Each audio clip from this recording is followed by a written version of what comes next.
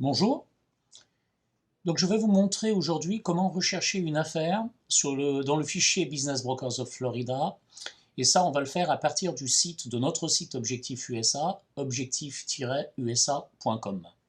Donc quand vous arrivez sur la home page, vous cliquez sur rechercher une affaire, rechercher dans le fichier BBF Florida, BBF pour Business Brokers of Florida.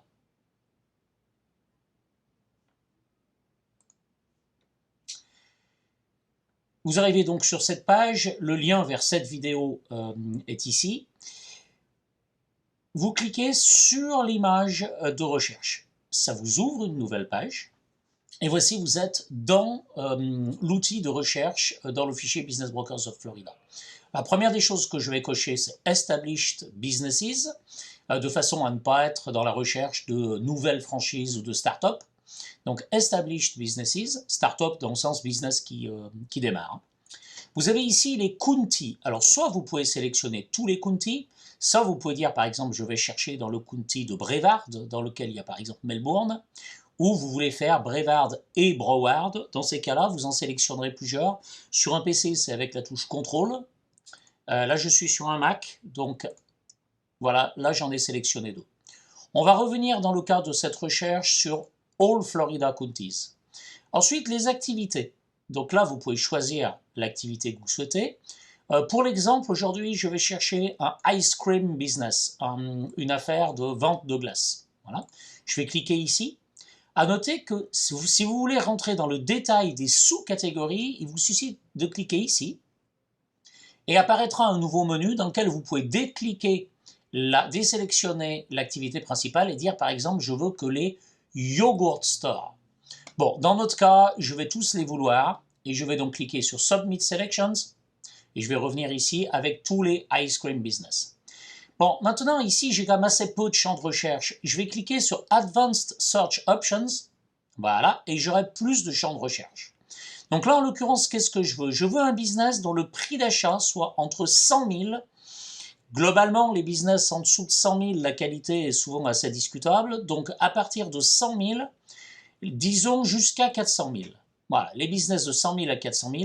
Et je veux un business qui rapporte à l'année le Seller Discretionary Earning, qui s'appelle aussi Adjusted Net, Owner Benefit. Si vous voulez des définitions là-dessus, je vous reporte à notre site Objectif USA, ou encore mieux, à mon livre que vous trouvez sur Amazon.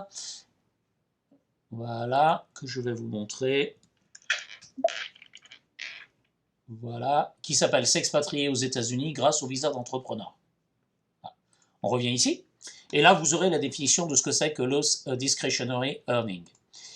On va mettre un discretionary earning de 50 000 mini. Alors, qu'est-ce qu'on peut mettre d'autre? Moi, quelque chose auquel je tiens énormément, le May Qualify for Visa, très honnêtement, je vous déconseille de le sélectionner parce que dans la plupart des cas, il ne correspond à rien. Il est très souvent mal rempli. Soit un business qualifierait et il n'est pas sélectionné, soit un business ne qualifierait en aucun cas et malheureusement il est sélectionné. Donc globalement, c'est un critère qui est mal compris par les brokers. Donc je préfère ne pas l'utiliser. Par contre, avoir des informations qui proviennent d'un tax return ou d'un profit and loss, c'est quand même avoir des informations qui viennent d'une source sûre. Si c'est uniquement des owner estimate, owner to prove, non-operating business, là, ça sera quand même des informations beaucoup plus difficiles à vérifier. Donc, on va lancer la recherche. Et voilà, là, nous avons des business en vente qui correspondent aux critères qu'on a évoqués. Alors, globalement, j'en connais certains, mais ce qu'on va faire, c'est que je vais en sélectionner un que je ne connais pas aujourd'hui et qui me paraît avoir des chiffres qui peuvent être intéressants. Voyons voir ce Smoothie Business qui est à Jacksonville. Alors, qu'est-ce qu'on nous dit sur ce business? Donc un business qui est en vente à 140 000, le vendeur demande 80 000 de down, ça veut dire qu'il serait susceptible de faire un crédit vendeur de 50 000. Le down, c'est le down payment, c'est l'apport, on va dire. Attention, si c'est pour une demande de visa, la plupart du temps, les crédits vendeurs le vendeur n'accepte pas de crédit avec un demandeur de visa parce qu'il n'a pas de tax return ou de credit score. Là, on a un business qui ferait, je parle au conditionnel, hein, tout ça sera vérifié dans le cadre des due diligence, on a un business qui ferait 634 000 $ de chiffre d'affaires et 114 000 $ de honor benefit. Là, pour le coup, on aurait un prix vraiment très intéressant si effectivement les chiffres sont vrais. Acheter un business 140 000 qui rapporte 114 000, c'est intéressant. Qu'est-ce qu'on nous dit ici? On nous dit qu'il y a eu 75 000 de travaux qui ont été faits dans ce business. On nous dit qu'il y a 125 000 de matériel, les FFI, Furniture, Feature and Equipment, et il y a de l'inventaire pour 15 000. Bon, on a toujours assez peu de détails ici. Si je clique sur See More Detail, qu'est-ce que je vais avoir? Je vais avoir encore plus d'informations. On nous dit d'abord que, là on nous dit effectivement dans la définition que c'est une franchise. Donc il faudra avoir 15 000 $ de franchise transfer fee. Qu'est-ce qu'on nous dit d'autre? On nous dit que c'est à Jacksonville. On nous dit que le propriétaire, il travaille 48 heures par semaine.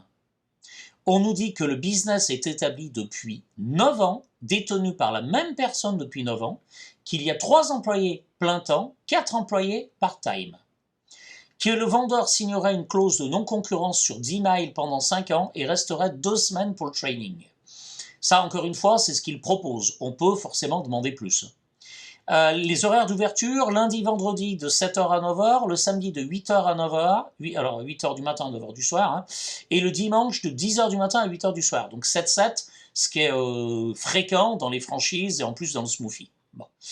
Qu'est-ce qu'on nous dit d'autre? Là, on nous montre le profit and loss complet, c'est-à-dire le compte de résultats, 634 000 de résultats, 143 000 de coûts matières, donc 491 000 de marge brute, 428 000 de autres charges, donc un résultat net de 63, mais un résultat net de 63 après avoir déduit un salaire du dirigeant de 45. Donc déjà, dans ces deux lignes, on a une bonne explication des 114, parce qu'en fait, le propriétaire, son revenu, c'est bien les 63 de bénéfices du business, plus les 45 de salaire qui s'est pris. Plus 2 autres petites lignes qui demanderaient d'être précisées par le broker, 1600 de depreciation, c'est les amortissements, 4000 de over, les over, là, clairement, autres, il faudrait avoir une explication. Qu'est-ce qu'on nous dit d'autre dans ce cas-là? Malheureusement, pour celui-ci, je n'explique pas pourquoi, je n'ai pas l'information sur le loyer. Non, je sais pourquoi, parce qu'en fait, vous n'avez pas les informations sur le loyer. Il faut pour ça être dans mon back-office en tant que business broker pour avoir les informations sur le loyer. Donc même quand on clique sur More Detail, on a voilà les informations qu'on a, qui sont quand même déjà pas mal. Juste entre guillemets pour le fun, regardons-en un autre, prenons celui-ci par exemple. Il est contract pending, c'est-à-dire qu'il y a déjà une offre dessus. Alors typiquement celui-ci, un business de glace qui ferait 300 000 $ de chiffre d'affaires, qui pour 300 000 $ rapporterait 131 000 de résultats. Là-dessus, j'ai quand même des doutes, d'autant que, d'après ce qui nous est dit, le propriétaire n'y travaillerait pas du tout, et le business n'est ouvert que depuis 2 ans et demi. Mais surtout, le vendeur en veut 389 000, ce qui n'est pas du tout là dans les normes. Autant l'autre était pas cher, à 1,2 ou 1,3 fois le honor benefit, autant là, on est presque à 3 fois le honor benefit, avec des éléments qui me laissent quand même perplexe, comme le taux de rentabilité, 131 000 de résultats sur 292, c'est quand même un taux de rentabilité très élevé, ainsi que le fait que ce serait un business dit absentee owner, c'est-à-dire où le owner ne travaillerait pas du tout. Si je devais me pencher sur une affaire, très concrètement, j'aurais tendance quand même à me pencher plus sur l'autre. Les éléments me paraissent quand même déjà plus cohérents. Voilà, je vous laisse faire vos recherches et venir. N'hésitez pas à nous contacter. Vous pouvez nous contacter par le lien ici. Immédiatement après nous avoir contacté, vous recevez un questionnaire à remplir. Nous ne vous recontactons qu'après avoir reçu le questionnaire rempli qui nous donne plus d'informations sur vous. À très bientôt.